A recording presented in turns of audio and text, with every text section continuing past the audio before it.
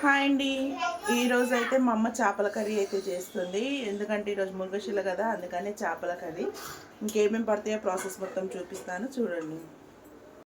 ఇది జీరా పౌడర్, ధనియా పౌడర్, కొబ్బరి పౌడర్, కొత్తిమీర, కరివేపాకు.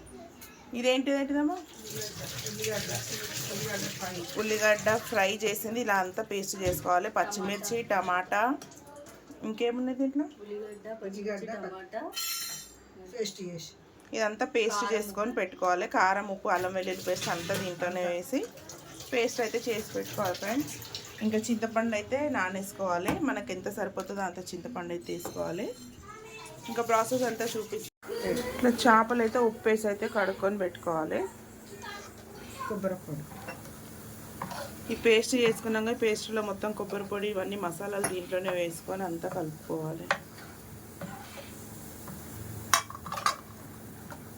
కొంచెం అందులోనే వేసి తీద్దాం. తీరా అంతా ధనియా పౌడర్, జీరా పౌడర్,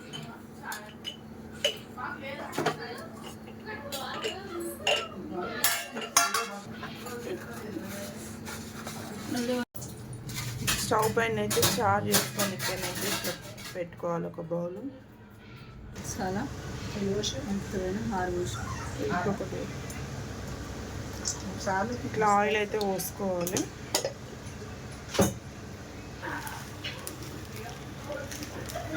ఒక హాఫ్ స్పూన్ అనే మెంతులు, ఒక 1 స్పూన్ జీలకర్ర వేసుకోవాలి. కొంచెం జీలకర్ర ఆవాలు అయితే వేసుకున్నాక ఇదైతే వేగనిచ్చిన తర్వాత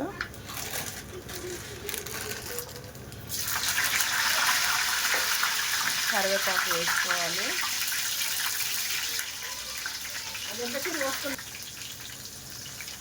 కొంచెం ఉల్లిపాయ వేసి వేగనివ్వాలి.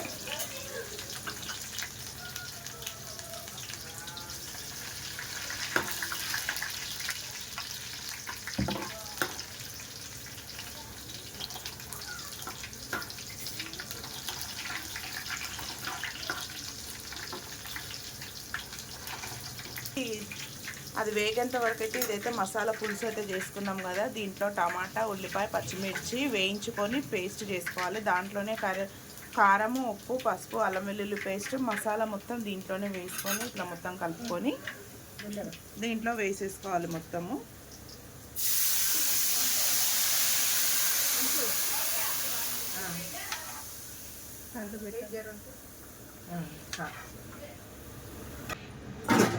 ఈ పులుసు మొత్తం పోసిన తర్వాత దీంట్లో వాటర్ మనకి ఎంత సరిపోతుందో అంత వాటర్ వేసుకోవాలి. చింతపండు రసం కూడా దీంట్లో పోసుకోవాలి. ఇప్పుడు మనకి ఎన్ని వాటర్ కావాలో అంత చారు గురించి మనం నీళ్ళు అయితే పోసుకోవాలి. దీంట్లో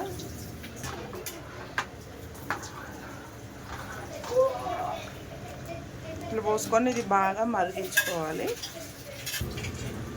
దీంట్లో ఇప్పుడే ఉప్పు ఇట్లా సరిపోయిందో లేదో చూసుకొని అయితే ఉప్పు కూడా కలుపుకొని ఇది బాగా మరిగించాలి.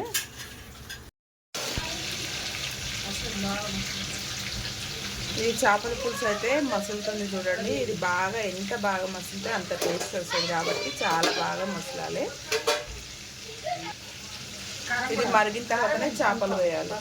రెడీ అయిపోయింది ఫ్రెండ్స్. మేమైతే మర్చిపోయినా చేపలు వేసేటప్పుడు అయితే మా అమ్మ విలువలేదు, అట్లనే వేసేసింది. ఇంకా చేపలు అయితే అది బాగా మరిగిన తర్వాతనైతే దీంట్లో చేపలు వేసుకొని అయితే ఒక 5-10 నిమిషాలు అయితే సిమ్లో పెట్టి అయితే పెట్టుకోవాలి. ఇంకా సూపర్గా వండుతుంది మా అమ్మ అయితే. టేస్ట్ అయితే చాలా బాగుంటుంది. చేపల కర్రీ అంటే అందరికి ఇష్టం మా అమ్మది అయితే. ఇంకా చూడండి ఫ్రెండ్స్, తినేటప్పుడు కూడా వీడియోని అయితే పెడతాను చూడండి. నచ్చితే మాత్రం తప్పకుండా ఒక లైక్ ఇవ్వండి. నా ఛానల్లో ఫస్ట్ టైం చూస్తున్నట్టయితే సబ్స్క్రైబ్ చేసుకోండి. ఇలాగే సపోర్ట్ అయితే చేయండి. లైక్ మాత్రం తప్పకుండా ఇవ్వండి. ఇంకొక 5 నిమిషాలు అయ్యేంతవరకు అయితే దీన్ని ఇట్నే పెట్టుకొని అయితే స్టవ్ అయితే ఆఫ్ చేసుకోవాలి ఫ్రెండ్స్. ఇంకా చేపల కర్రీతో పాటు ఇంకా ప్రాన్స్ కర్రీ కూడా చేస్తుందండి మా అమ్మ అయితే. రొయ్యలు, పచ్చి రొయ్యలు. ఇంకా పచ్చి రొయ్యలను అయితే ఇట్లా ఉప్పు వేసి అయితే బాగా కడుక్కోవాలి. ఇట్లా కడుక్కొని అయితే ఒక జాలి దాంట్లో వేసుకున్నామంటే దాంట్లో ఉన్న వాటర్ అంతా వెళ్ళిపోతుంది. ఇంకా అంతవరకు అయితే కడాయిలో నూనె వేసుకొని అయితే వేడి చేసుకోవాలి. ఇవైతే కడాయిలో ఫస్ట్ డీప్ ఫ్రై అయితే వేయించుకోవాలి. ఇట్లా వేయించుకున్న తర్వాతనే కర్రీ చేసినామంటే సూపర్ టేస్టీగా వస్తుందంట ఫ్రెండ్స్.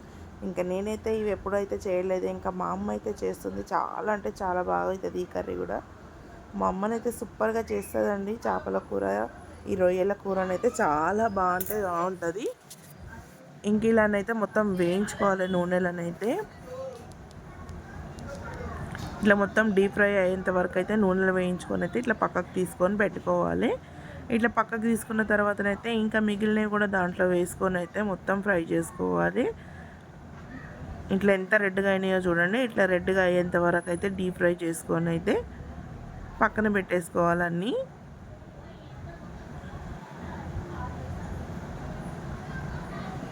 ఇంకా మిగిలినవి కూడా మళ్ళీ అన్నీ వేసుకోవాలి దాంట్లోని. మళ్ళీ అన్నీ వేసుకొని అయితే వేయించుకోవాలి.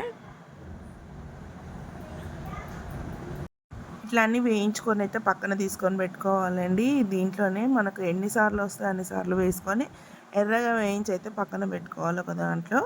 ఇట్లా అన్నీ పక్కన పెట్టుకున్న తర్వాత అదే ఆయిల్లోనైతే ఉల్లిపాయలు వేసుకొని కొంచెం జీలకర్ర వేసుకొని అయితే వేయించుకోవాలి.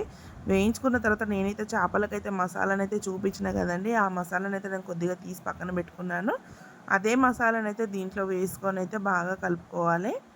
ఇట్లా దీంట్లో వేసుకొని అయితే కలుపుకున్నాక బాగా ఉడికించుకోవాలి ఫ్రెండ్స్. ఇది బాగా ఉడకాలి. ఇది కూడా ఉడికి దగ్గరకు వస్తే గ్రేవీ చిక్కగా అవుతుంది కాబట్టి ఇది బాగా ఉడికించి దాంట్లోనే ప్రాన్స్ మొత్తం వేయించుకున్నవన్నీ దాంట్లో వేసుకోవాలండి. ఇంకా అది వేసేటప్పుడు అయితే నన్ను పిలవలేదు, మర్చిపోయారు. ఇంకా దాంట్లోనైతే ఉడికిన తర్వాత వేసుకొని అయితే చూడండి. ప్రాన్స్ కర్రీ కూడా రెడీ అయిపోయింది. నచ్చితే మాత్రం తప్పకుండా ఒక లైక్ మాత్రం ఇవ్వండి.